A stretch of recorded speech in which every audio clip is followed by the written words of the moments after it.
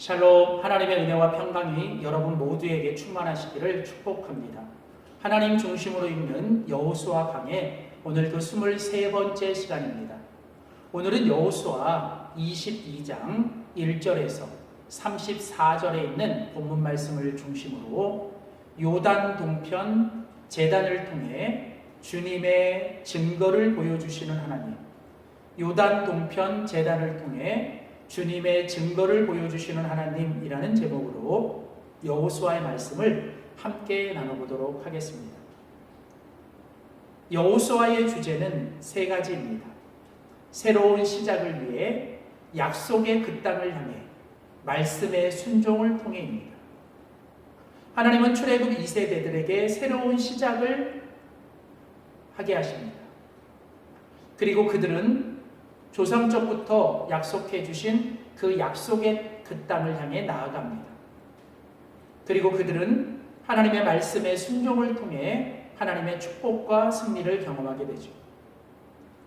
오늘은 이런 여호수아의 주제는 오늘도 매일매일 믿음의 여정, 우리의 신앙의 여정을 살아가는 우리들에게 주시는 하나님의 동일한 메시지이기도 합니다. 여호수아는 크게 세 부분으로 되어 있습니다. 1장부터 12장까지는 땅 정복에 대한 이야기, 13장부터 21장까지는 땅 분배에 관한 이야기, 그리고 22장부터 24장까지는 마지막 말씀에 대한 이야기입니다. 오늘 우리가 같이 읽은 여호수아 22장은 이제 여호수아의 마지막 부분으로 땅 정복과 땅 분배가 끝난 후에 하나님께서 여호수아를 통해서 22장의 요단 동편 지파의 족속들에게 주시는 말씀, 23장은 특별히 그 이스라엘의 지도자들에게 주시는 말씀, 그리고 마지막 24장은 이스라엘 모든 백성들에게 주시는 하나님의 말씀입니다. 오늘 여호수아 22장은 이렇게 시작하죠. 그때에. 자, 여기 그때에라고 하는 것은 바로 여호수아 1장부터 21장까지 이제 이스라엘 백성들이 가나안 땅에 들어와 그 땅을 정복하고 또 그 땅을 12지파가 분배를 받습니다. 자, 그리고 난 다음에 이렇게 땅 정복과 땅에 대한 분배를 마친 후에 이제 오늘 본문에 보시면 이제 이 여호수아가 요단 동편에 있는 지파들을 이제 그들의 땅으로 돌려보냅니다. 1절에 보면 르우벤 지파와 갓 지파, 그리고 므낫세 반지파가 바로 그들이죠. 이들은 이미 요단강을 건너 가나안 땅에 들어오기 전에 그 요단강 동편에 그들은 자신들의 그 땅과 그 기업을 지파로 받은 사람들입니다. 그러나 2절과 3절 말씀에 보면 여호와의 종 모세가 너희들에게 명령한 모든 것을 너희들이 다 지켰으며 또 내가 너희에게 명령한 모든 일들을 너희가 내 말에 순종했다. 그래서 오늘까지 날이 오래도록 너희가 내 형제를 떠나지 아니하고 오직 너희의 하나님 여호와께서 명령하신 그 책임을 다 지켰다라고 말합니다. 하나님께서 모세를 통해 그리고 여호수아를 통해 그리고 이제 그 하나님께서 그들에게 말씀하신 명령, 너희들이 요단강 이 동편에서 너희들의 기업을 다 받았다고 해서 여기 멈추지 말고 너희의 형제들과 함께 요단강을 건너가 그 땅을 다 정복하고 분배할 때까지 너희들은 함께 그 땅에 가서 싸우고 그 일을 같이 감당해야 된다라는 것이죠. 그리고 이 세 지파, 요단 동편 세 지파는 이 모세와 여호수아를 통해 주신 하나님의 그 말씀에 끝까지 순종하여 그들은 그들의 책임을 다했습니다. 자, 그래서 이제 오늘 보면 4절과 5절 말씀에 보면 이제 그 요단 동편에 있는 지파들에게 이제 하나님께서 말씀하십니다. 이제 너희는 이제 너희들의 그 땅으로 돌아가 너희들의 소유지에 돌아가서 너희들의 장막으로 돌아가 거기에 살 텐데 이제 그곳에 살아갈 때 하나님께서 너희들에게 주신 축복을 누리고 안식을 누리라는 거예요. 그리고 무엇보다도 너희들이 그 가운데서 하나님의 말씀과 율법을 다 지켜 행하고 너희의 마음과 성품을 다하여 하나님만 섬기고 살아가야 한다고 다시 한번 하나님만 섬기고 말씀대로 살 것에 대해서 다시 한번 강조합니다. 그리고 7절과 9절 말씀에 보면 이제 여호수아가 그들을 축복하고 이제 그들을 이제 그 땅으로 돌려보내는데, 그들이 수고했던 그 수고의 대가로 그 땅에서 얻은 모든 기업들과 여러 가지 것들을 그들에게 나누어 줍니다. 자, 그리고 이제 그들이 그것을 가지고 요단강을 건너 자신들의 원래 소유지였던 요단 동편으로 돌아와 이제 그곳에 머물게 됩니다. 자, 그런데 오늘 본문 10절 말씀에 보면 르우벤 자손과 갓 자손과 므낫세 반지파가 이렇게 가나안 땅 요단 건너가에 이르자 그들이 거기서 그 요단가 높은 곳에서 그들이 제단을 쌓았는데 그것이 아주 큰 제단이었습니다. 그리고 이제 그 소식을 들은 이스라엘의 모든 자손들, 다른 자손들이, 이스라엘 모든 자손들이 그 소식을 듣고 온 회중들이 실로에 모입니다. 즉 하나님의 회막이 있고 하나님이 모이라고 하신 중심지인 그 실로에 모여서 이 요단 동파가 그 요단가에 큰 제단을 쌓은 것에 대해서 그들이 분노하고 이제 그들이 그 요단 동편에 있는 지파들과 싸우고자 결의를 하게 되죠. 그러면서 오늘 이제 그 말씀 가운데 이제 그 일을 위하여 당시 제사장이었던 비느하스를 그 대표단과 함께 보내서 그들에게 말합니다. 그들에게 문제를 제기하죠. 지금 너희들이 하는 이 행동이 어떤 행동인가에 대해서 말씀하고 있습니다. 너희들이 지금 하는 이 행동은 하나님의 그 회막과 하나님 중심의 예배와 그 제단의 어떤 정통성을 너희들이 훼손하는 것이 될 것이다. 그리고 또한 그것은 이스라엘 전체의 연합을 파괴시키는 일이 될 것이다라는 거죠. 이것은 어쩌면 우리의 그 조상들이 범했던 하나님의 진노와 하나님의 그 재앙이 임하게 했던 그 부올의 죄악과 아간의 죄악과 같다라는 것이죠.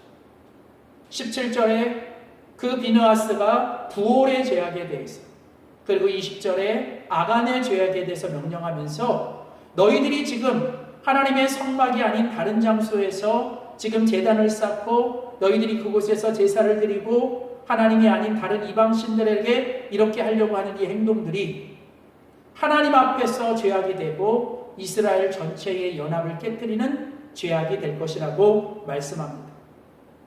그리고 이 일에 대하여 아주 강하게 그 요단 동편에 있는 지파들에게 이제 경고와 그 말씀을 하는 것이죠. 자, 그러자 이제 21절 이하에 보면 그 요단 동편에 있는 지파들이 그 말을 듣고 이제 그들이 변호를 하기 시작합니다. 22절에 보면 전능하신 하나님 여호와, 전능하신 하나님 여호와께서 두 번씩이나 반복하는 게 전능하신 하나님 여호와께서 모든 것을 아신다는 거예요. 그리고 이스라엘 너희도 이것에 대해서 장차 알아야 한다는 거예요. 우리가 지금 이렇게 이곳에 제단을 쌓은 건 하나님이 만드신 그 제단과 성막이 아닌 다른 곳에서 제사를 드리고 그곳에서 어떤 제사를 드리고 하나님이 아닌 다른 이방신들을 섬기고자 하는 것이 아니라는 것을 계속 강조합니다. 23절, 26절, 27, 28, 29절에 보면 그들은 계속 이것은 제사를 드리려고 하는 것이 아니다, 어떤 이방신들을 섬기려고 하는 것들이 아니라고 그들은 강하게 변호합니다. 그래서 우리가 이 일들을 통하여 하나님의 어떤 하나님을 거역하고 하나님을 재앙을 가져오고 진노를 가져오게 하는 그런 범죄를 위한 것이 아니라고 말하면서 26절부터 28절에 보면 우리가 이것을 만드는 것은 오직 하나, 바로 우리의 후손들에게, 우리의 후손들과 후손들에게 그들의 정체성이 어디 있고 그들이 하나님께서 우리들에게 보여주신 이 모든 것들을 그 자손들에게 증거로 보여주시기 위한 그 증거의 표시로 만드는 그 증거를 위한 것이 바로 이것이라고 강하게 이야기합니다. 24절과 25절, 27절이죠. 그리고 오히려 이것은 우리가 비록 이 요단강 동편에 있고 너희들과 떨어져 있지만 그러나 우리는 여전히 이곳에서도 하나님의 그 은혜를 잊지 않고 기억하며 하나님 중심으로 그리고 이스라엘 너희들과 함께 연합하겠다라고 하는 오히려 우리의 강한 그런 표현이라는 것을 이야기합니다.